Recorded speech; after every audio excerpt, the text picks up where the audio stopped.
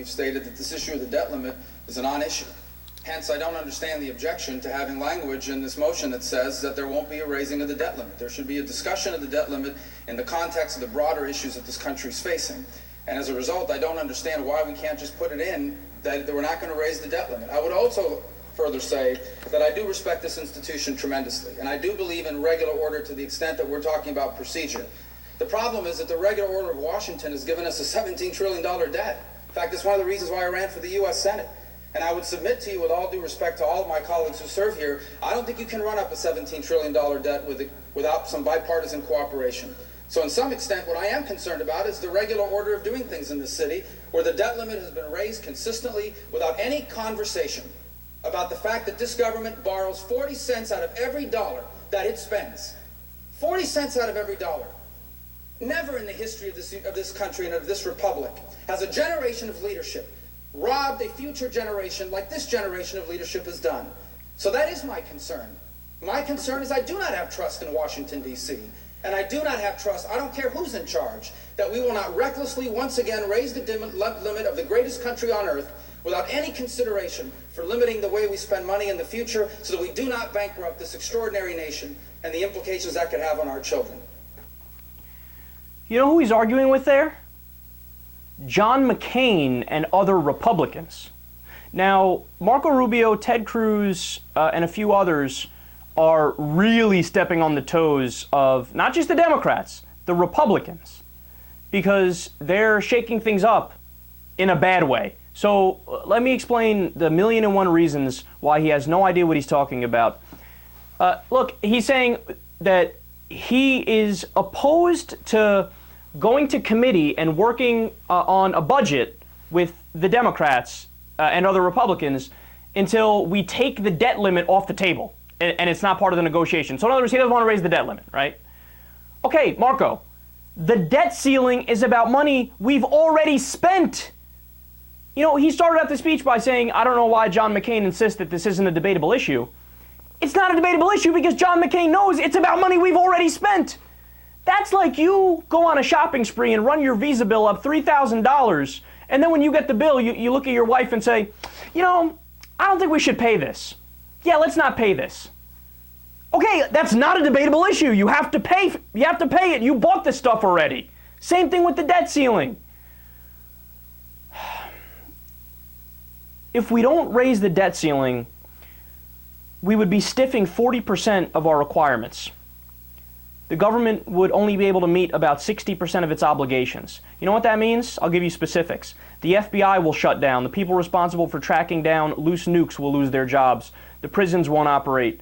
Biomedical researchers won't be funded. The court system will close its doors. The tax refunds won't go out. The Federal Aviation Administration will go offline. The parks will close. Food safety inspections will cease. You name it, it's affected. And by the way, it's not hyperbole. I'm not doing comedic exaggeration like I often do, right? This is serious. This is literal, right? 7 points would be knocked off of GDP. 7 points. So you know how the Republicans pretend to care about jobs and economic growth? If they were to be in favor of not raising the debt ceiling, they would just be knocking 7 points off GDP for no reason. As a result of one of the last debt ceiling fights, we have to pay $19 billion in higher borrowing costs over the next decade. Why? Because the Republicans balked and they were stonewalling, so our interest went up as a result because the international community doesn't trust us as much now. And by the way, that's a totally rational response too. If I was in the international community, I'd be like, yeah, charge them more interest. Crazy Republicans might decide to not raise the debt ceiling. Ezra Klein said it best out of everybody, quote, ironically, for those who want to use the debt ceiling as leverage to reduce the deficit, busting through the debt ceiling would make our future deficits far worse. The damage to the economy now would increase the deficit as spending goes up and tax revenues go down when the economy flags. And the higher borrowing costs later would increase the deficit as we'd be paying more to service our debt than the Congressional Budget Office expects.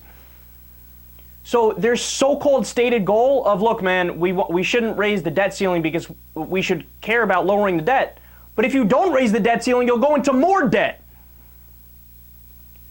And by the way, the worst problem of all, of course, if we didn't raise the debt ceiling, we would default. So the United States would do the equivalent of going bankrupt, or we would just go defunct as a nation.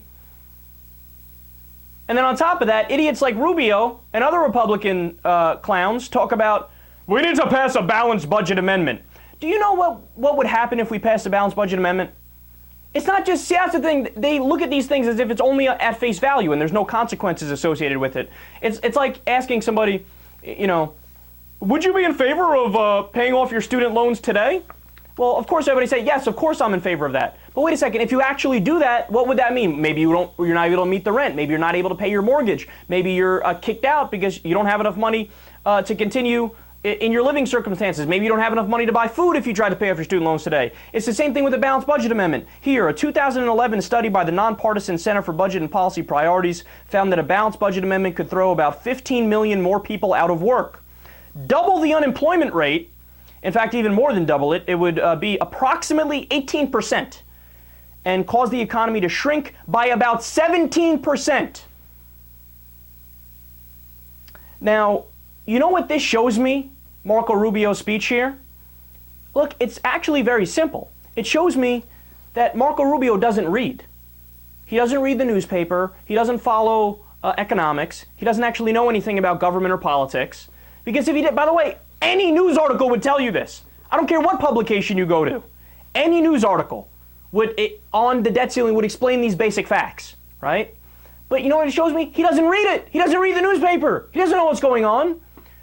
So in other words, he has the same approach to the debt ceiling issue as somebody with no experience in economics or politics, some random schmo in the middle of Illinois or Ohio or Nebraska, and you just ask them, hey, are you in favor of raising the debt ceiling? Nope, I don't like debt, so I'm against it. He's got the same feeling. He thinks, well, debt is bad. It just gives me a bad feeling viscerally, so I'm against it, so we shouldn't raise the debt ceiling. And he's stopping a negotiation from occurring on the budget because of his stubbornness and because he doesn't know the facts.